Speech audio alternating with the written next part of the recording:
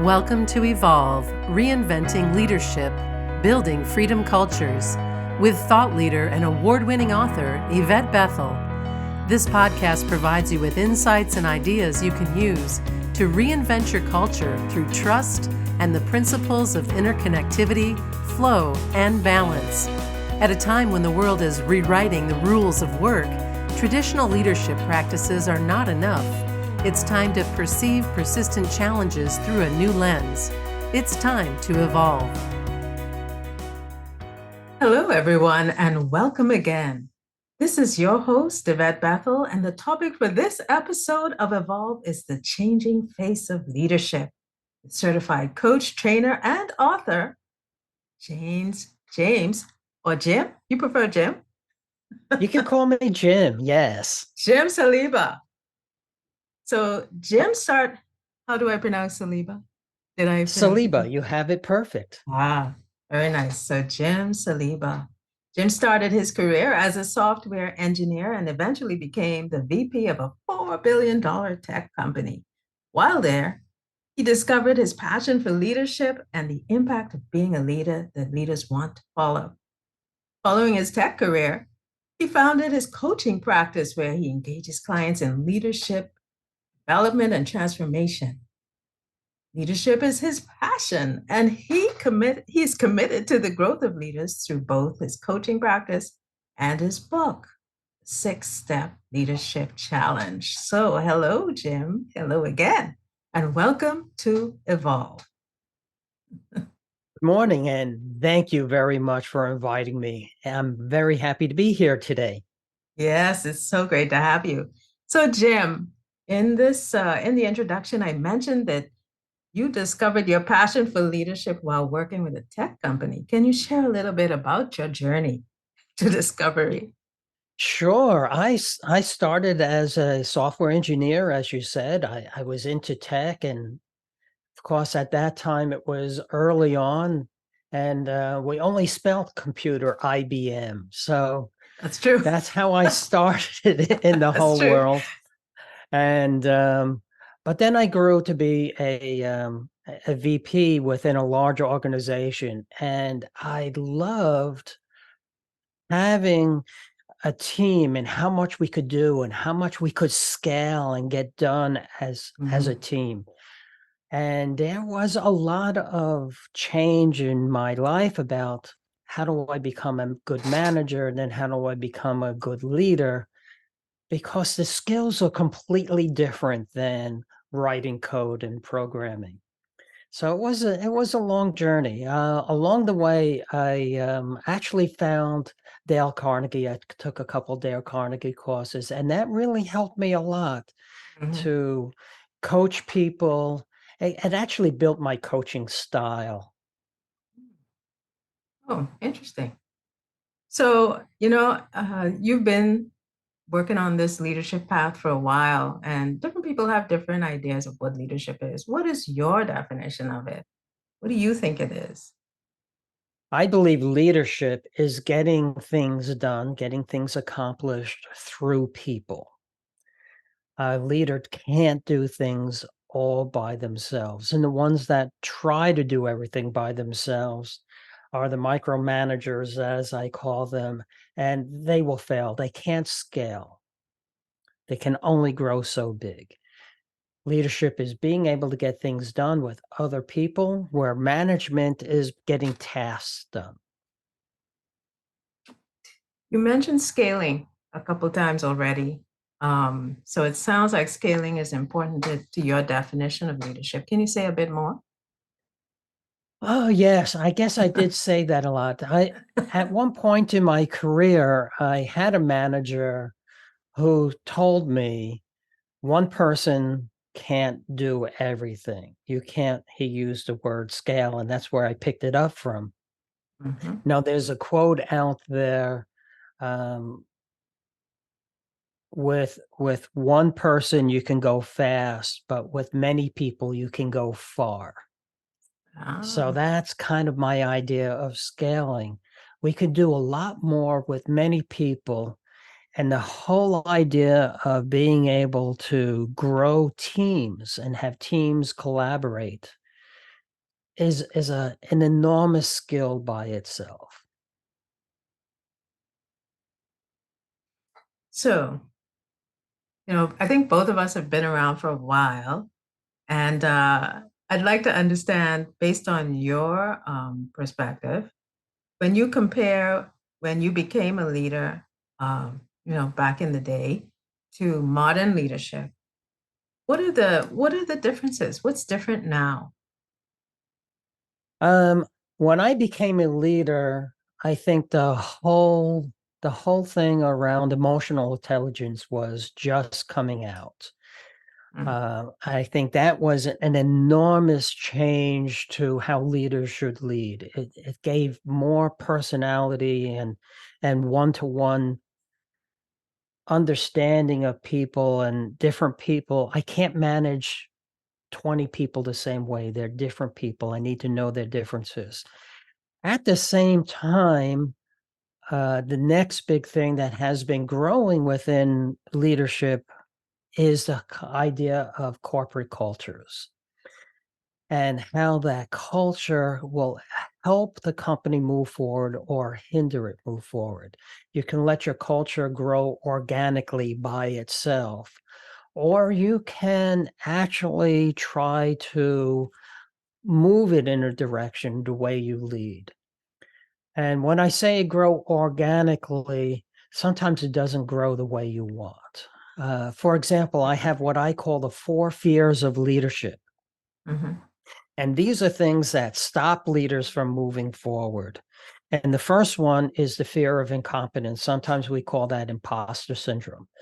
It really erodes a leader's confidence. It delays decision making. But the thing is, talking about corporate culture, it creates a culture of uncertainty for your mhm, team and the whole organization below you. And that culture of uncertainty means things are slowing down. We're putting mm, things on pause because we're waiting for decisions. And then we're whiplash going back and forth between different projects. The second fear is what I call the fear of appearing foolish, right? This is our need for security. mhm, Um, Fear of missing out fits in here. And when you have a fear of appearing foolish, there's a resistance to change usually. And when you have a resistance to change, you're creating a culture of conformity of the team and organization below you. So you're actually cutting out innovation and creativity. The third one is the fear of failure. And I think we've mhm. all felt this at one point or another. And what's interesting here is that people detach from decision making. They push it either upward or outward. So let somebody else make this decision so that I can create a culture of blame. When it doesn't work, I have someone to point the finger to say, well, it's not me. They're the one that made the decision. Mhm. And the last one is the fear of being vulnerable. Here you might feel we have to have a facade on, a virtual facade or suit of armor. When I walk into meetings, I have to make believe I'm the one that knows everything and more confident than I am. But this actually creates a culture of mistrust. So these fears in leadership actually cause bad corporate cultures. So these fears are indicative of the needs that are emerging. So what are some of the emerging practices? And yeah, what are some of the emerging practices? Well, it's interesting. A lot of these fears happen because people are being promoted because of their technical skills. And we're not really teaching or training our people leadership skills or what I call core skills. Mm, Our universities aren't really doing that very well. We teach a lot of technical skills, how to be an accountant, how to do finance, how to program. we're not doing really well in teaching these types of things. And corporate is not really doing well in leadership training. And when they do, they send you to a course 3 days long, 4 days long, and you come back and voila, you are now an Right. expert leader, just like that. But it Yeah. takes time, it takes practice. This is why I started doing coaching, to kind of help people move forward, put their ideas into action. So coaching, where many years ago it was, oh, you have a coach? Oh, what's wrong with you? What did you do wrong? You're 1 foot out the door. But coaching is now a huge industry, and it's growing. There was a few years ago, I was reading an article where they projected the style of coaching will supersede the consulting industry. It'll be more coaching than consulting. Where Really? consulting, I'm just telling you what to do. Coaching is I'm helping you decide to get there. What's interesting, I found out early on, and what turned to me is when I was doing my consulting, when I left the big VP role, I I realized if I tell people what they should be doing, the first thing they tell me is why they're different and why it doesn't work for them. But if I talk to them and I ask them questions about what they want, where do they want to go? That's right. Let's What are the things that you have tried, right? If they come up with the idea, they are Hmm. more bought into it and trying it out Hmm. than if I tell them what to do. Hmm. And I say try it out because it's not a decision. I tell people not to decide. The root word of decide means to kill off: homicide, suicide, insecticide. So what we're Right. actually doing, we're taking our options and our ideas and we're killing them off one by one until we have one left. And that's what we decide to do. But when we put it into action, we start getting more information, more data, and may not have been the right decision, but we didn't know yet. Now Hmm. that we have more information, people have a hard time changing their decision because I killed off all the ideas already. This Hmm. is the only one left. And often good money goes after bad. What I talk about is trying things out, experimenting. I say experiment like a fifth grader. When I was in fifth grade, we had to do the science fair thing with a hypothesis on top of the poster board and the model that we did, and did we prove or disprove the hypothesis? Well, if we take those ideas originally and we prioritize them and we build an experiment to prove or disprove that hypothesis, I think if I bring this product out to the market, I'm going to make money. Well, what is the shortest, cheapest, easiest thing that I can do to prove or disprove that? And it should not be building a whole product. It may be doing surveys. It may be doing, I don't know, going out and talking to people, or a small prototype. And then I'll know before I spend a lot of money and time. So I don't need to decide. And if it's wrong, I can pivot. At the end Hmm. of the experiment, I say we pivot or persevere. Yep, it looks like it's in the right direction, but I need a little tweak. Do the next bigger experiment. Hmm. Okay. If it didn't work, people didn't like this. Okay. Let's come up with throw this one out. Let's go down our idea list that we had before. Now we have more information, reprioritize, add a couple more things in, and do the next experiment. So Hmm. coaching, experimenting are big things, I think, in our new leadership world, and being transparent. Oh, yeah. Being transparent. I was in a big company, tech company, and I was doing some coaching there. And I was working with a senior director And he said, "Oh yes, we have these 20 teams and they're running around and we're doing this and it's going to be 12 more weeks and we're going to be done." And I'm working with the teams and I'm like, "No, this is not going to be 12 weeks. It's going to take longer than that." But every 2 weeks when we did our meeting and see where everyone is, every group had their own spreadsheet to show status and where they were. Nobody was uniform.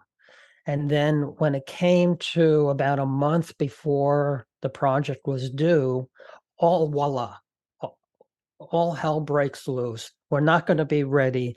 We need another 12 more weeks. We're not even close. And I told him, okay, they just stole $10 million from you. And he got upset. What are you talking about? $10 million. I said, okay, well, you have 20 teams. This is how much it costs you to run salaries for all these people. Plus, you lost the market time. Back in the napkin, that's about $10 million. And he says, oh, yeah, that's okay. We're always late. That's not a problem. So they had a culture of not worrying about it. And I did say this to him. I said, well, what they did take away from you was the ability to make a decision or change expectations of your management early on because they did not have transparency. Mhm. Yeah. With that, I'm going to say this is your host, Yvette Bethel, and we'll be right back after this message. Organizational Soul is a mission-driven organization and network where we specialize in trust in academia, families, and organizations. We are building a community of leaders who are interested in trust and culture. If you are interested in our updates, you can sign up for our newsletter at orgsoul.com. As a thank you for joining our community, you can access our free resources that are designed to help you build your brand as a trusted leader as you contribute to safe space. Sign up now at orgsoul.com. So, welcome back to Evolve.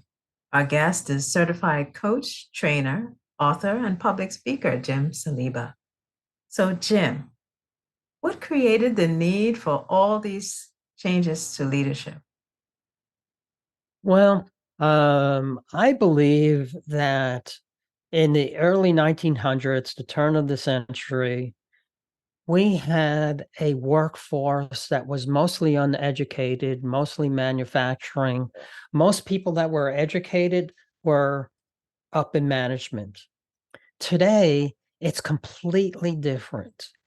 People are going to school, people going to college. We have a knowledge worker base. So we wanted people with brains who could think, but then we're trying to treat them the way we did in the 1900s with this hierarchical way of doing things. It's one of the only systems that I see in business that we're still using that's over 100 years old. Mm-hmm. Um, so if we want people to be knowledge-based workers and be able to talk about their ideas and how to make things better, we have to create a culture and an environment that allows that to happen, that I can say my ideas no matter how off the wall they are, because there's always some value that's going to be there, but without the fear that somebody's going to laugh, that I'm going to be embarrassed, that I'm going to feel foolish, right? That I'm going to be Mm-hmm. failure, kind of the failure things that we talked about earlier. Mm-hmm. So building that environment to allow that candor to happen and open conflict. There's been books around this concept, I don't know, for a long time. If you go back and you look at Patrick Lencioni's 5 dysfunctions of a Of a team, team. right? He Mm-hmm. has his pyramid. Well, the bottom of that is trust. That's right. Can I trust you to be open and talk about the things I want to be able to change the organization? Because without that trust, I can't have open conflict. You mentioned earlier that there are skills that are emerging, modern skills that leaders need. What are some of the ones? Well, I'll say this: I lecture at different colleges, and they still bring up theories like theory X and theory Y, which I learned maybe 30 years ago. So, what are some of the the leadership qualities and skills that we should put to rest? What needs to go? Well, I think there's still value to some of those to understand the basis of how people think. I think theory X, theory Y, and they're talking more about psychologically. And as humans, we're still human. But I think we not so much put that to rest. There's so much more that we know now. And Mm, this is why the emotional intelligence has come up. This is why understanding culture, corporate culture has come up. And books like being able to have difficult conversations more openly has come up. I think I think we know so much more now, but we're not teaching it as well as we might have. We're still teaching older theory. We're not putting these things new into practice. mm, I did my MBA much later in life. I got married, I went to work. When my kids were growing up and in college, I went back and did my MBA. So I was in college the same time as my two daughters were. And at that time, the emotional intelligence was coming around, and that was the cornerstone of the MBA to be part of that. I think we need to do a lot more of that today, building into our new leaders the emotional intelligence piece, mhm, how people work together, how to build great teams, how to build environments where we can be innovative and still get things done at the same time. Um, I'm doing a workshop for a team for a local university, one of their groups. And the first thing we're starting with is one of those personality assessments. And they have been around for a long time too. You have Myers Briggs, you have DISC, and many others. But many of them kind of put people into a bucket, and that's it. That's who you are. And that actually starts to build some biases within the organization. Some of the mhm. newer ones out there are understanding that I can be different person at different times as That's the it. need needs to be, right? It may not be my go-to style. It may take more energy to move over if I'm a big idea person and then I look forward, but I'm not great at the details. I can be good at the details when I need to be. It may take Mhm, me longer, it may take more of my energy, but I can do it. And building teams understanding that we can flex, we can move, that we can work with each other and getting those different styles in there are what we need in our new business theory. mhm. I know in your work, you talk about elevating leadership. What exactly are you referring to? Can you share with our audience what that's about? Yes, so as I said, I see a lot of people move up in the organization based on their technical skill, and then they don't have the leadership skill they need, and often it's 10 years into their journey before they actually get that training. Raising leadership will be getting those people the leadership training, coaching that they need earlier on in their life, earlier on in their career to be able to accelerate what's going on. Allowing people to be more transparent, more authentic. I think in early years, a leader, they didn't they hid their authenticity because it was considered a weakness. Mhm, Right? I think today it's more considered a strength. I think the workers today want a connection. They want to be mentored. They want to be talked to as a peer as they grow through the organization. So getting leaders to understand that, be transparent, be authentic, and to put together teams. Mhm. I can't, it's funny. I can't tell you how many hiring managers, they tend to hire people like themselves because it's easier. Hiring a good team to get people to work together that fit together are a completely different thing. When people I coach are going for interviews, I say the hiring manager only wants to know answers to 3 questions. Can you do the job? Will you love the job? Can I stand working with you? That's it. Can you do the job? It's all about my skills. And this is where a lot of leaders ask a lot of questions and they forget about everything else. Will I love the job? Is it more about my values? So my values the same as yours. Will I love the job and stay the job and you don't not leave in 6 months and you have to start all over again? Can I stand working with you is about fit. Are you the right person to fit into this team? Will you work well with the team? And will you fit the skill that's missing, right? Some people as I said, long-term thinkers. Some people are detail thinkers. Some people are more structure. Do I get the right mix of people to build a team that can really move? Those concepts leaders must grasp today. Mhm. That's true. So, from your perspective, we're in an age where, virtual teams and remote working have become the norm, even though some companies are going back to work. What can leaders do to unlock the potential of the team in this reality? I think this is a very difficult question, and there's a lot of things that companies are trying and we're learning from in this hybrid world. Um, I don't know what will really work, and every company is going to be different. I do know as humans, we are communities. If you look at the world, we build cities where people come together, where they're communities.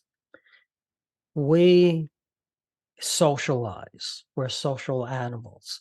When we come together, we work better. I think we were talking earlier about when we went out to COVID, companies were very concerned about productivity for years. Actually, before COVID, they didn't want to have people working from home as much because we worried about productivity. But we learned productivity stayed the same, if not even got better. But we lost creativity and we lost innovation because we need people together for that to happen. That happens better. It's not that it doesn't happen, it happens better when people come together in front of whiteboards and talk and brainstorm. Mhm. So you need a mix of that. How are we going to bring that together? And I don't think just better tools on our Zoom and stuff will help, but I think Right. it's not the magic bullet. We still have to come together. I used to belong to committees that had different companies involved building standards, and we did a lot over the phone in between, but once a quarter we got together, and that's where the real work was done. A tremendous amount was done in the 1 week we were together because that's how we are as humans. So it takes a lot of effort. The other thing is when I was in the office more, we would be walking between meetings. I run into someone, we'll have a quick discussion in the hallway, and we can make a decision sometimes in a few Mhm. minutes. Now it needs a 30-minute Zoom call, and you're going to invite 5 or 6 other people, and the conversation gets bigger. We don't make a decision. We make another meeting. So decisions get pushed out. So what the answer is, which was originally your question, is I don't know yet. We need to try a lot of different things. But I think getting people together at some frequency needs to be in the formula. Mm-hmm. Yeah. As a final question, what do you think the future of leadership is, and how do you think people can prepare? Bringing all this together is a huge piece. Now, I did an article in the beginning of this year. Tech was going through a lot of shifting, and there were a lot of layoffs. There was almost 250,000 layoffs in the tech industry, January, February, March timeframe. And I said that we have a problem here. Number one, we're laying off all these people. Number two, we have new leaders in the organizations that have never really led in a recession. They never seen a recession, never mind lead in a recession. And then 3, we don't do a lot of training on leaders until 10 years within their leadership journey. So I called it a triple storm of tech that was happening, and we're seeing that play out now. We still have a lot of layoffs and shifting happening in our marketplace. So I think we need a lot more movement of our leaders to understand how people work, how to bring teams together, how to be agile. And I know that word gets overused and so on. But the whole idea that I talked about, experimenting instead of deciding, allows organizations to be more flexible, to actually respond to different changes in the marketplace, because it's happening faster and faster and faster. So without these high performance teams being able to experiment, companies will not be able to keep up. Only the ones that can will. Mhm.